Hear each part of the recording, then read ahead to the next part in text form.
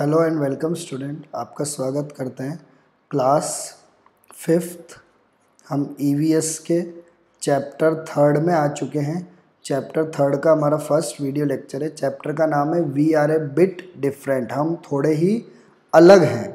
कुछ लोग होते हैं जो थोड़े क्या होते हैं, अलग होते हैं।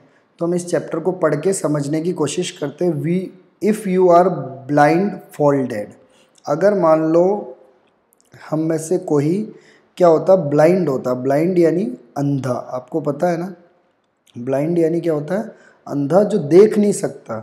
And are asked to read your book, और आपको बोलते कि आप अपनी किताब पढ़िए। कैन यू डू सो, क्या आप पढ़ पाते?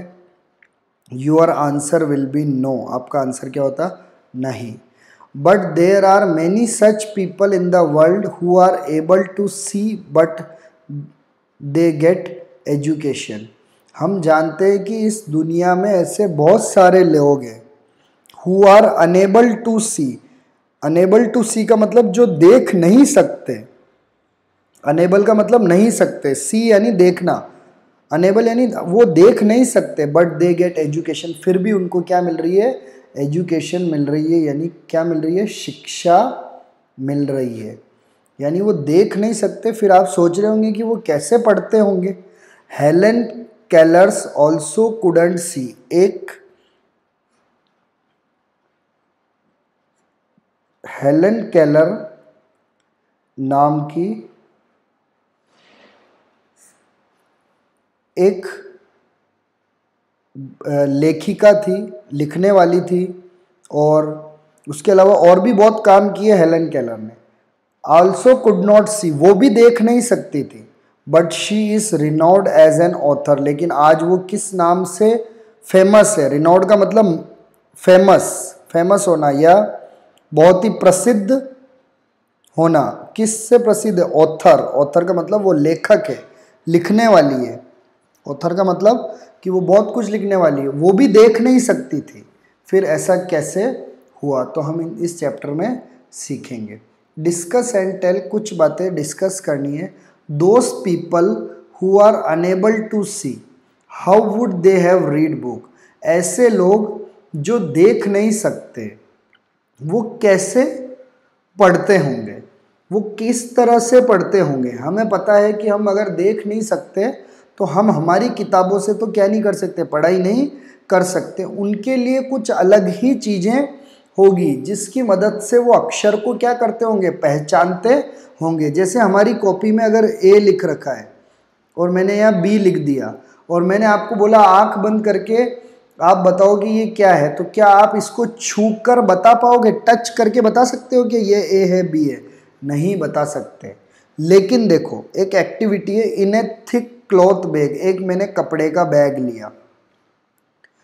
पुट सम सिमिलर आइटम, कुछ आइटम्स डाल दिए इसमें। पेन डाल दिया, पेंसिल डाल दिया, स्केच पेन डाल दिया।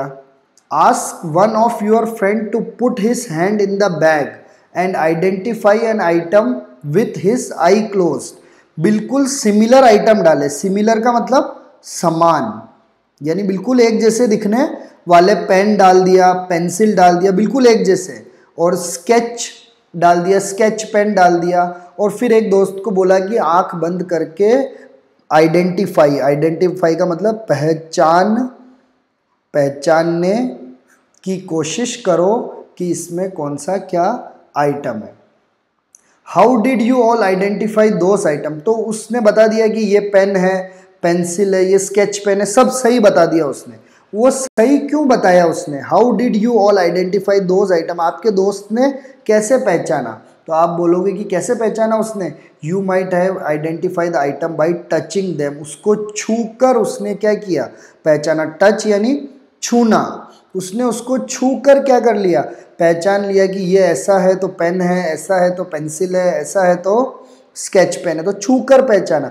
अगर हम भी अक्षर को अगर छू कर पहचाने कि ये कौन सा अक्षर है, तो हम भी क्या कर सकते हैं, पढ़ सकते हैं। दोस्त of our companion who are unable to see, ऐसा कोई भी अगर हमारा दोस्त हो, कंपेनियन का मतलब दोस्त हो या हमारा साथी हो, जो नहीं देख सकता, अनेबल टू सी का मतलब नहीं देख सकता, identify alphabet bye touching them, तो एक ऐसे अल्फ़ाबेट का सिस्टम होता है जिनको वो टच करके क्या कर सकते हैं, पहचान सकते हैं, और इसी सिस्टम को क्या बोलते हैं, ब्रेली सिस्टम और ब्रेली लैंग्वेज। क्या बोलते हैं, ब्रेली सिस्टम या ब्रेली लैंग्वेज। लैंग्वेज का मतलब भाषा, जिससे उनकी आंखों से तो वो अक्षर को देख नहीं सकते, लेकिन वो टच करके उनको क्या करते हैं, पहचानते हैं। ऐसी सिस्टम को ब्रेली सिस्टम या ब्रेली भाषा बोलते हैं। तो अब हम इसमें सीखेंगे, देखो यहाँ डू यू नो, ये तो इंस्ट्रक्शन टीचर्स के लिए, ठीक है, ये आपके लिए नहीं। Do you know Helen Adams Keller, अभी नाम आया था ना, Helen Adam Keller's was an American, ये कहाँ की है, अमेरिका की। क्या है, ऑथर है, ऑथर का मतलब लेखक। पॉलिटिकल एक्टिविस्ट यानी राजनीतिक रूप से लड़ने वाली। लेक्चरर, लेक्चरर यानी पढ़ाने वाली। शी वाज द फर्स्ट, और वो पहली डीफ ब्लाइंड पर्सन है। डीफ यानी होता है बहरा, ब्लाइंड यानी होता है अंधा, ठीक है। डीफ यानी सुनाई नहीं देता, ब्लाइंड या दिखाई नहीं देता। ये पहली पर्सन है to earn bachelor of art degree, यानी इसने कॉलेज से कौन सी डिग्री ली, बीए, जिसको हम बोलते हैं बीए। बीए को क्या बोलते हैं, full form bachelor of arts degree इसने ली। ये अंधी भी थी, बहरी भी थी, फिर भी इसने हार नहीं मानी, पढ़ाई की। पढ़ाई करके कौन से सिस्टम के माध्यम से पढ़ाई की, ब्रेनली। कौन से ब्रेनली स्क्रिप्ट। स्क्रिप्ट का मतलब होता है लिपि। आपने पढ़ा होगा ना हिंदी की कौन सी लिपि है, देवनागरी लिपि है। वैसे ही अंधे लोगों को पढ़ने के लिए भी कौन सी लिपि है, ब्रेनली स्क्रिप्ट है। उसकी मदद से उसने क्या किया, ये डिग्री ली और बहुत फेमस हुई। तो आप ये देख रहे हो, ये अल्फ़ाबेट लिखे हुए हैं, यहाँ डॉट्स लगा रखे हैं। 1 डॉट है, यहाँ इस तरफ 2 डॉट है, फिर इधर है, फिर इधर 3 डॉट है, फिर ये क्रॉस में है, फिर ये देखो अलग अलग तरह के डॉट्स दे रहे हैं ना, आपने सभी अल्फ़ाबेट में देखे। तो देखो इन ब्रेनली सिस्टम, ये ब्रेनली सिस्टम में होता क्या है, there are raised dot for every alphabet point, यानी बहुत सारे तो डॉट है, 6 डॉट है टोटल। कितने डॉट है, 1 2 3 4 5 6, लेकिन अल्फ़ाबेट के ऊपर रेस्ड का मतलब उभरे हुए। ये थोड़े क्या बाहर निकल रहे होते हैं, उभरे हुए, ताकि हम छूकर क्या कर सकते हैं, इनको पहचान सकते हैं। यानी ए के ऊपर ये डॉट है, इसको छू के हम पहचान सकते हैं कि एक ही डॉट उभरा हुआ है और इस कॉर्नर पे, तो इसका मतलब ये ए है। फिर इधर की तरफ 2 डॉट उभरे हुए हैं, तो ये क्या है, बी है। तो डॉट्स होते हैं, लेकिन वो रेस्ड डॉट होते हैं। रेस्ड यानी ऊपर की तरफ उभरे हुए होते। See them in above picture, और आप इन पिक्चरों में ये डॉट्स को देख रहे हो। जेड बनाना है तो एक डॉट इधर, एक इधर, एक इधर, ये उभरे हुए डॉट्स है। In this picture symbol of all the alphabet are prepared by 6 raised dot. इसमें सारे अल्फाबेट के सिंबल को बनाने के लिए कितने डॉट का यूज किया है, 6 डॉट का यूज किया है, और उनमें से फिर उसको क्या किया, उभारा गया। एक cardboard is placed on A wooden slate, और एक स्लेट में, ये लकड़ी के बने हुए कार्डबोर्ड में इन अल्फाबेट को क्या किया गया, रखा गया है। On it A specially designed scale on which a group of 6 dots seen above picture is given in sequence is used। और ये जो स्पेशली 6 डॉट के ये सारे पिक्चर्स बनाए गए हैं, इन डॉट्स का यूज़ किया जाता है अल्फ़ाबेट्स को पढ़ने के लिए। Whichever alphabet is to be written on the paper, अगर पेपर में हमें कोई भी अल्फ़ाबेट लिखना है, अगर हमें पेपर में कोई भी अल्फ़ाबेट लिखना है, तो कार्डबोर्ड में जो डॉट है उसको हमें क्या करना पड़ेगा, पियर्स करना पड़ेगा। अब आपको 2 यहाँ पे इंस्ट्रूमेंट दिख रहे हैं, एक तो दिख रहा है स्टाइलस और एक क्या दिख रहा है, स्केल, ठीक है।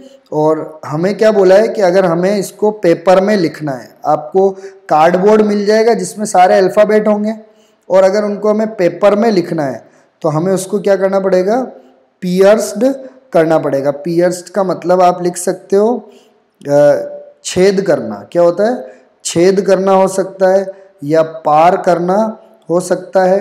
पियर्स करना पड़ेगा with a pointed pen like device, जो तीखे पेन की तरह डिवाइस है ना, स्टाइलस, ये तीखा पेन है ना, इसकी तरह डिवाइस है स्टाइलस। इससे आपको उसको क्या करना पड़ेगा, उस पर छेद करना पड़ेगा। फॉर एग्जाम्पल इफ अल्फ़ाबेट ए लिखना है, अगर हमें अल्फ़ाबेट ए लिखना है तो डॉट 1 में हमें क्या करना पड़ेगा, छेद करना पड़ेगा। ये जो अगर अल्फ़ाबेट 1 लिखना है हमें, तो हमें इस डॉट, ये जो पहला वाला डॉट है इसके अंदर पियर्स यानी क्या करना पड़ेगा, छेद करना पड़ेगा, ताकि वो छेद कहाँ पे उभर जाए, पेपर में भी उभर जाए। और ये जो पॉइंटेड पेन वाला जो डिवाइस है इसको क्या बोलते हैं, स्टाइलस। क्या बोलते हैं, स्टाइलस। स्टाइलस किसको बोलते हैं, ये पॉइंट छेद करने वाले जो डिवाइस है इसको क्या बोलते हैं, स्टाइलस।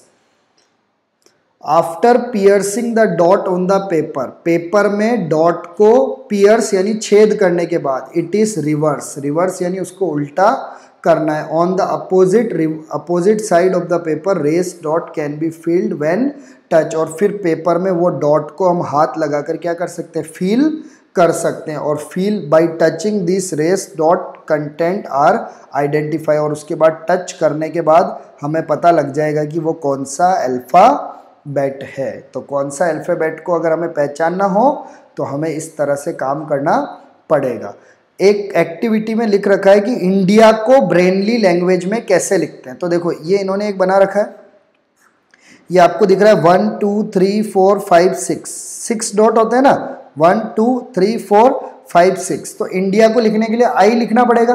तो देखो आई को कैसे लिखते हैं इस लैंग्वेज में, देखेंगे हम आई को क्या लिखते हैं, एक तो इस तरफ से इधर और इधर, एक तो यहाँ पे और उसके बाद इधर। तो हमने क्या किया, उसी में जाके आई लिखा।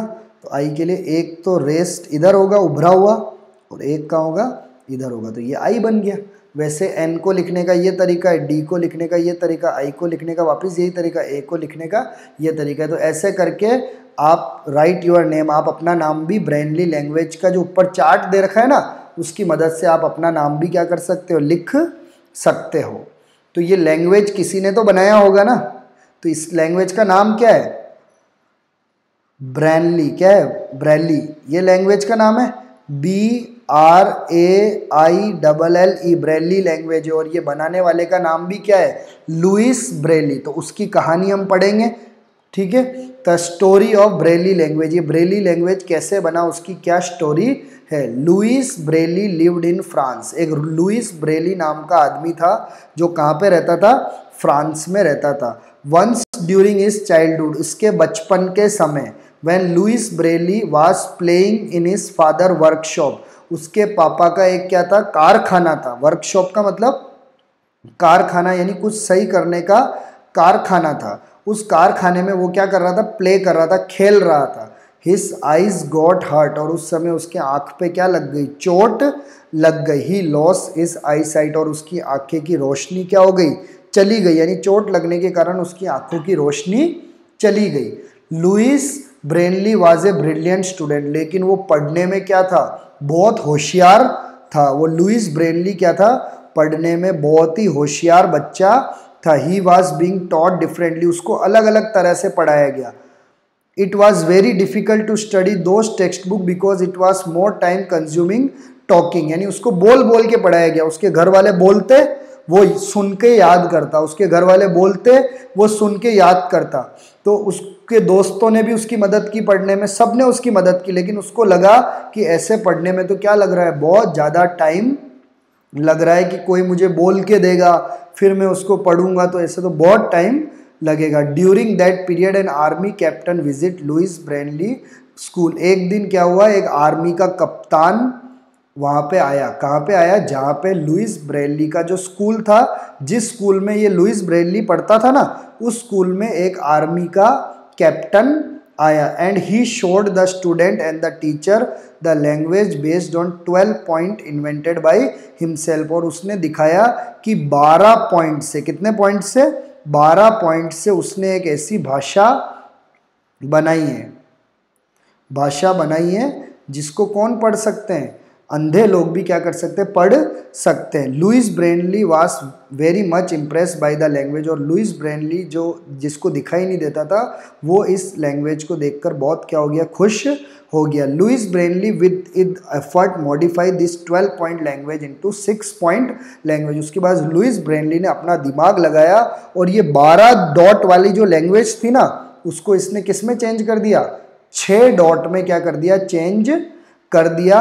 और इस लैंग्वेज को उसने बनाया है, डेवलप किया है, इसीलिए उसके नाम पे इस लैंग्वेज का क्या नाम लग दिया, ब्रेनली लैंग्वेज लग दिया। किसके नाम पे रखा, लुइस ब्रेनली के नाम पे इस लैंग्वेज का नाम ही क्या रख दिया, ब्रेनली लैंग्वेज रख दिया। Louis Braille tactically language is used across the world, और बाद में इसके लैंग्वेज का पूरी दुनिया में क्या किया गया, यूज किया गया। The army captain who inspired him was Charles Barbier, और वो आर्मी कैप्टन का नाम जिसकी वजह से लुइस ब्रेनली ने ये लैंग्वेज बनाई, उसका नाम था चार्ल्स, क्या नाम था, बारबर। क्या नाम था, चार्ल्स बारबर।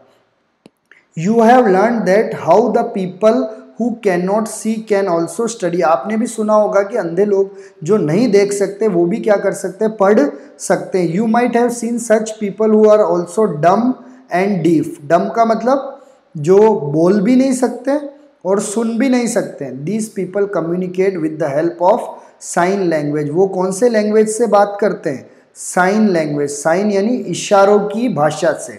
साइन लैंग्वेज का मतलब क्या है, इशारा करके, इशारा करके वो लोग क्या करते हैं, बात करते हैं। Come let's how does sign language work. तो हमें देखना है कि ये साइन लैंग्वेज कैसे काम करता है। तो मैंने ये 3rd चैप्टर को यहाँ तक आज कंप्लीट कर दिया है। तो आज आपका काम है कि आप इस चैप्टर को क्या करो, यहाँ तक क्या करो, रीड करो और अच्छे से समझने की कोशिश करो। अगले वीडियो में हम लोग इस चैप्टर को कंप्लीट करके इसके क्वेश्चन आंसर का PDF आपको प्रोवाइड कर देंगे, ताकि ये चैप्टर क्या हो जाए, आपके फिनिश हो जाए। आशा करता हूँ वीडियो पसंद आया होगा।